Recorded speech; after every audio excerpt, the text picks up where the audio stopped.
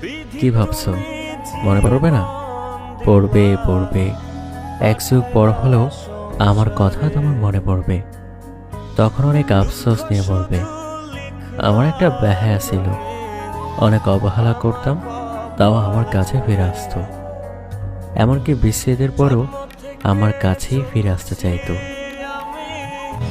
আমার এই বুকটার ভিতরে না অনেক কষ্ট, অনেক আমার এই কষ্ট দুনিয়ার কোনো মানুষের লগে আমি ভাগাভাগি করতে পারি না। কিন্তু দোস্ত হিসাবে, বন্ধু হিসাবে তোমাকে ভাগাভাগি করছি। আমার যদি ক্ষমতা থাকতো, আমার এই পরিবার ভিতরে থেকে আমার সব কষ্ট আমি বাইক করতাম। উপরওয়ালা, এই উপরওয়ালা যদি আত্মহত্যা মহাপাপ না লাগতো, 6 বছরের সময় আমার নিজের গলা আমি নিজে চুরি বসাই দিতাম। কাঁদবে তখন বুঝ